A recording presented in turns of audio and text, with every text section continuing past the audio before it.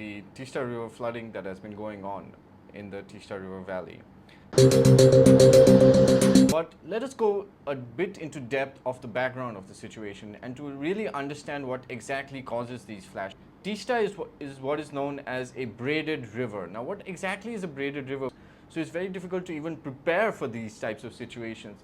Now, there is a sort of a remedy which could be applied. I think it was beautifully said by Mr. Raju Bishta, Member of Parliament of the Darjeeling Hills, that the local, the state, the panchayat and the Darjeeling governments have to work in harmony